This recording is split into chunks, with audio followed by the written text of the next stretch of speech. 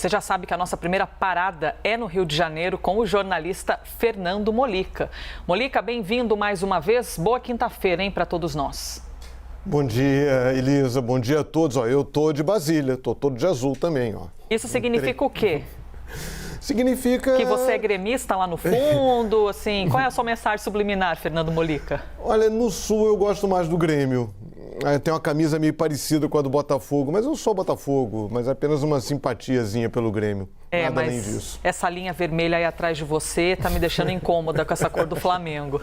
Mas vamos lá, viu? Deixando o Grêmio, que perdeu de 4 não sei quanto a 0, que vergonha. Vamos para o Liberdade de Opinião, vou deixar meu lado gremista de lado. O presidente do Senado, Rodrigo Pacheco, decidiu rejeitar o pedido de impeachment do ministro Alexandre de Moraes, protocolado pelo presidente Jair Bolsonaro. Pacheco disse que tomou a decisão após a Advocacia Geral do Senado emitir um parecer e afirmar que o pedido feito pelo Planalto não tem fundamento e não tem amparo na lei que disciplina o que poderia configurar um pedido de impeachment de um ministro da Suprema Corte. O presidente do Senado viu a decisão como um marco para reestabelecer relações entre os poderes da República. Vamos ver. Como presidente do Senado, determinei a rejeição da denúncia por falta de justa causa, por falta de tipicidade e o arquivamento do processo de impeachment. Esse é o aspecto jurídico sustentado pela presidência, afirmado e reafirmado aqui pela presidência do Senado, mas há também um aspecto importante, que é o da preservação de algo fundamental ao Estado de Direito e à democracia, que é a separação dos poderes.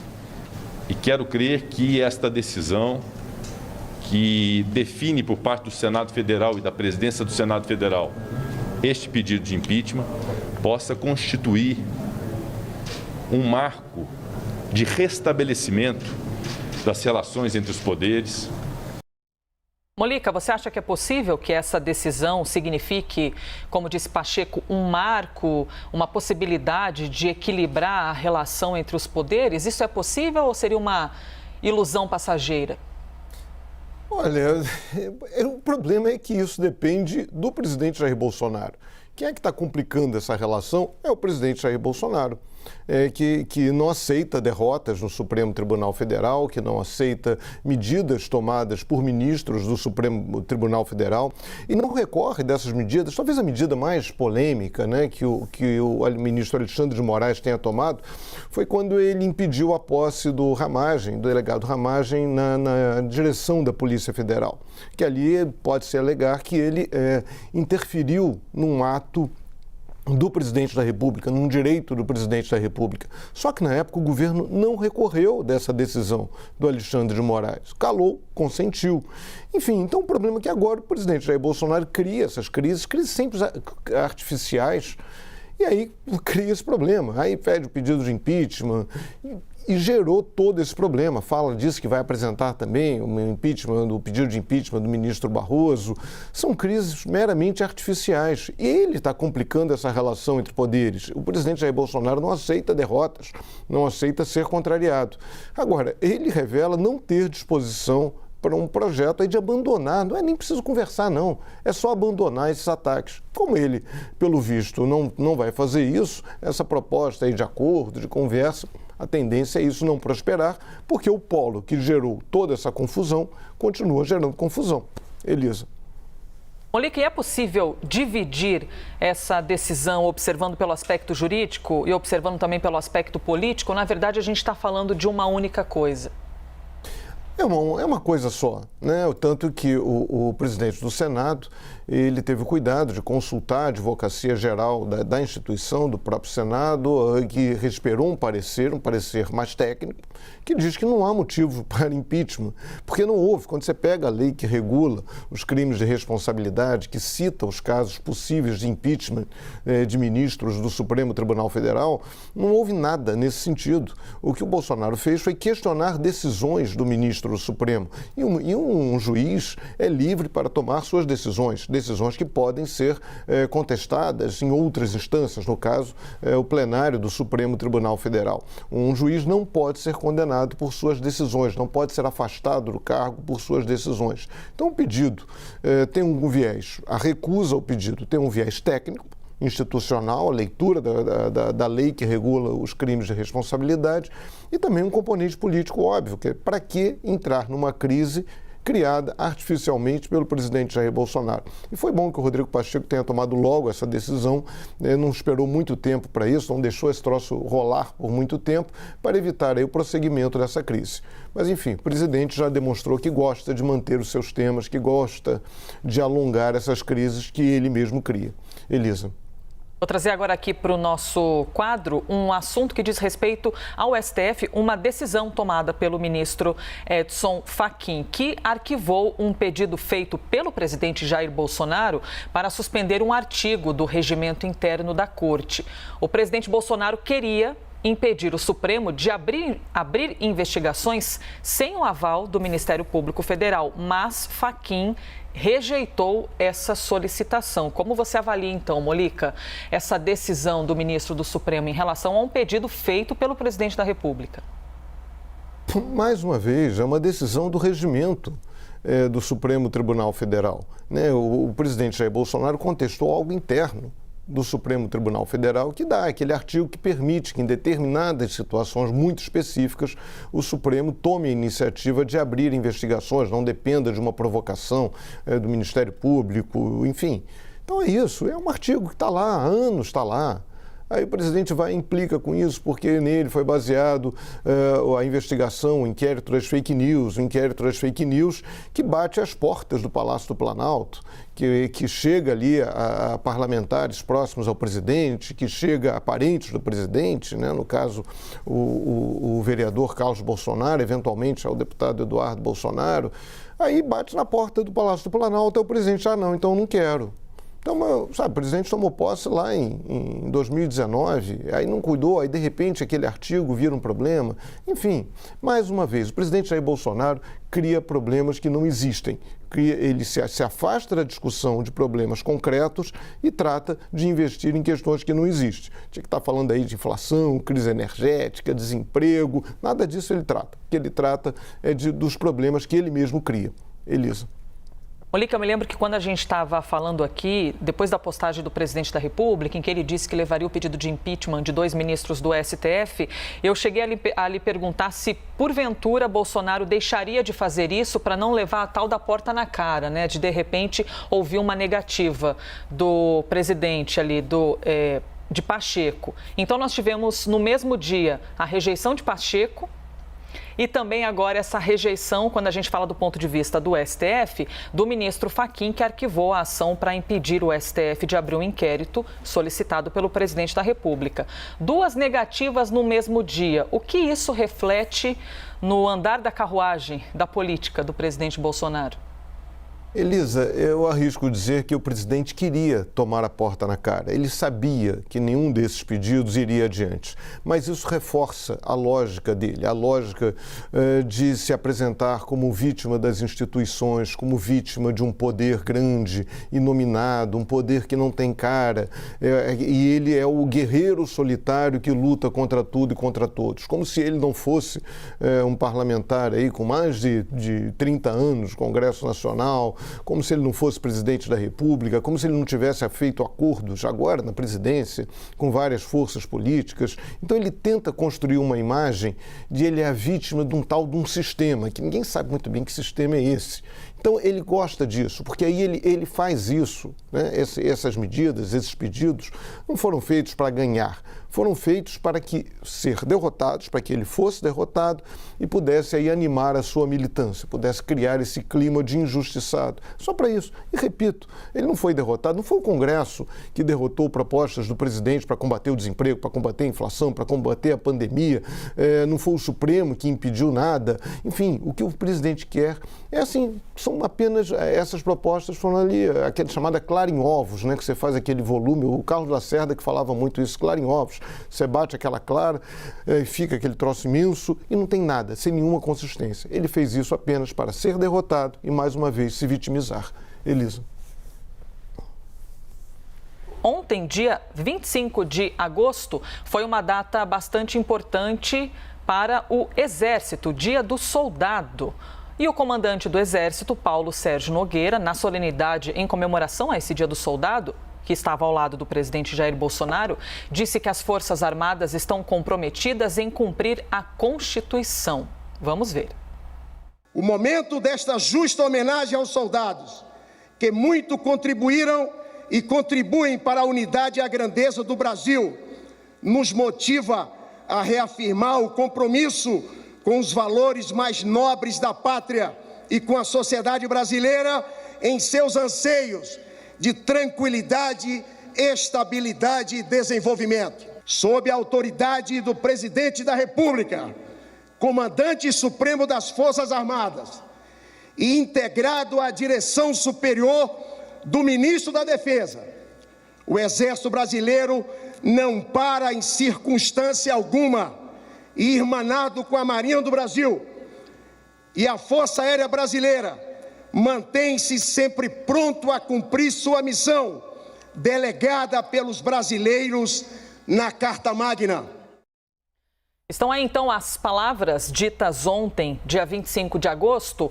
Molica, eu gostaria de saber, primeiro, como você avalia, então, essa declaração do comandante do Exército e trazer aqui mais uma questão. Porque o presidente da República disse que segue atuando dentro das 4 linhas da Constituição, né? Ora ele reclama, então, de quem não atua dentro das 4 linhas, mas se posiciona dizendo que continua jogando dentro dessas 4 linhas, mas que ele sabe onde está o câncer do Brasil e que sabe como curá-lo para ganhar essa guerra. Como você avalia a postura de Bolsonaro dentro desse cenário, Molica? Bem, vamos lá. Primeiro, é triste que depois de tantos anos a gente tenha que voltar a ficar prestando atenção nas entrelinhas de notas de pronunciamentos de comandantes militares. Isso aí lembra o início da minha carreira, o estagiário ali na época, ali ainda governo Figueiredo, ali no finalzinho da ditadura, que a gente ficava perguntando por ministros militares, né? Havia ministros militares, Exército, Marinha, Aeronáutica, vai ter abertura, se o Brizola ganhar a eleição no Rio, ele vai tomar posse. Enfim, é um momento ruim. É um momento que volta, e isso me faz lembrar muito aquele período de insegurança quanto aos rumos da democracia, em que a gente nós jornalistas, ficávamos ali mendigando alguma declaração militar, de ministros militares relacionados a isso. Então, o ministro comandante do Exército, que é tido dos 3 comandantes o menos bolsonarista, deu um recado ali, presidente Bolsonaro, ele falou anseios de tranquilidade, estabilidade e desenvolvimento, até porque se não houver tranquilidade e estabilidade, não haverá desenvolvimento.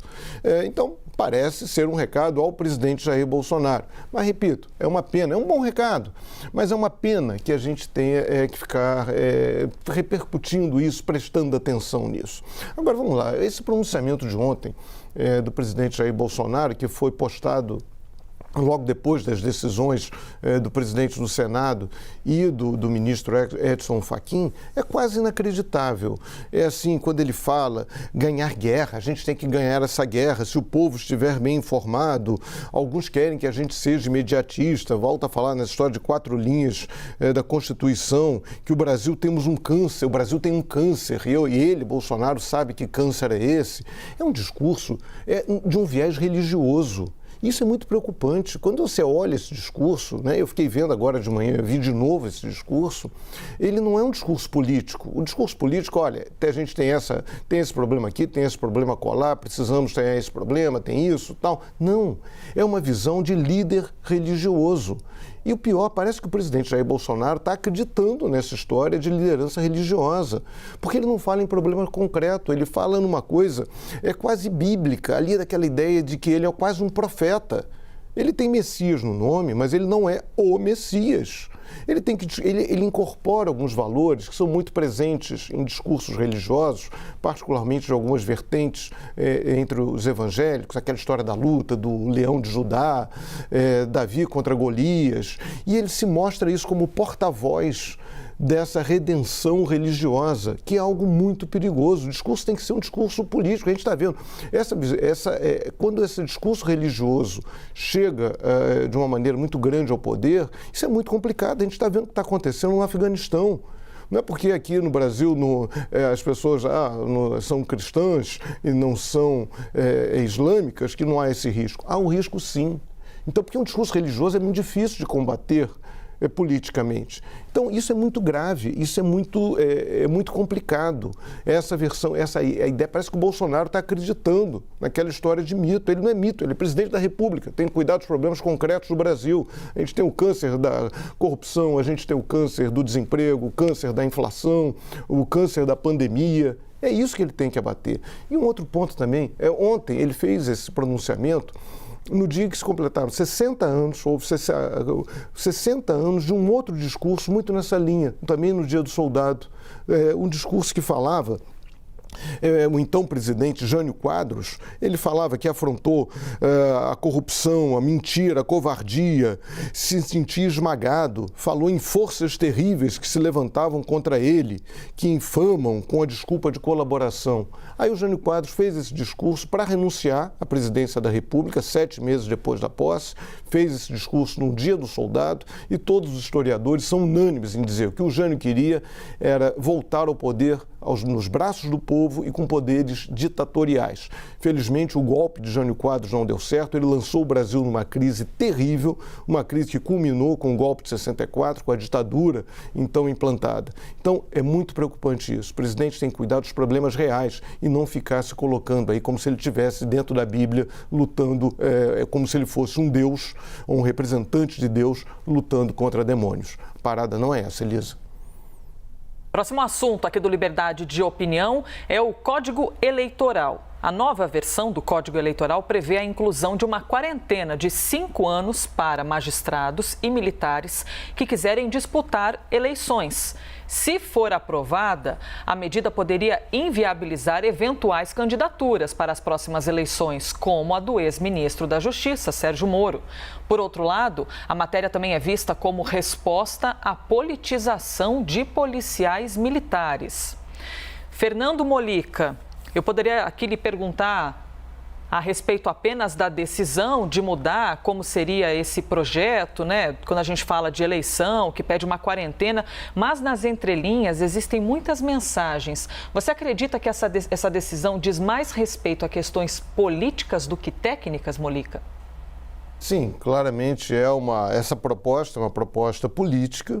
O que os políticos estão dizendo, né, quem faz essa proposta, é que estão reclamando aí de uma espécie de concorrência desleal, que são pessoas, ou militares, ou policiais militares, ou juízes que utilizam de seus cargos para ter uma projeção social e aí depois faturar, fazer isso na eleição. Então, esse cuidado é interessante. Já existe outro tipo de quarentena, quando a pessoa, sai do Banco Central, por exemplo, um diretor do Banco Central, ele tem que ficar um período fora do mercado financeiro antes de arrumar um outro emprego, porque ele sai cheio de conhecimento das estruturas internas de poder. Então, ele cumpre uma quarentena. Um juiz, quando se aposenta, ele fica também um determinado período sem poder atuar naquele tribunal, sem atuar como advogado naquele tribunal que ele presidiu. Então, há precedentes na legislação. Então, é interessante discutir. Talvez o prazo de 5 anos seja exagerado. E também tem uma outra questão. A lei, é muito complicado fazer valer essa lei já para as próximas eleições, sem um prazo.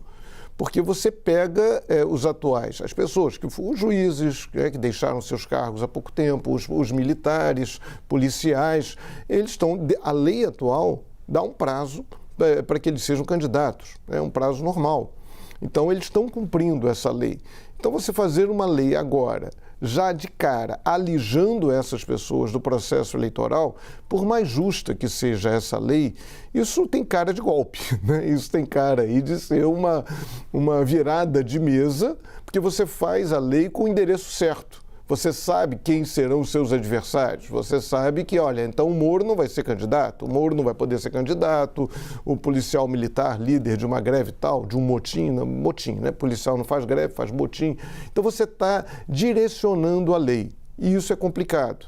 Então, aprovar essa lei sem um prazo de adaptação, querendo fazer com que essa lei passe a vigorar já na eleição de 22, é algo muito questionável, algo que pode cair mais, vamos falar de novo, no Supremo Tribunal Federal, que pode ter aí a sua constitucionalidade questionada no Supremo Tribunal Federal. Então tem que ter cuidado para não ser oportunismo, que a lei, que um tema importante, que é relevante, é bom que o Congresso discuta isso, é bom que o Congresso discuta providências em relação a esse tipo de oportunismo político, agora também não pode cair no inverso e também se transformar também ali numa forma de oportunismo, numa forma de fazer gol com a mão.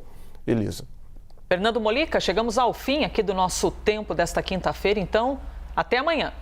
Até amanhã. Vamos lá. Um abraço, um grande abraço para todo mundo.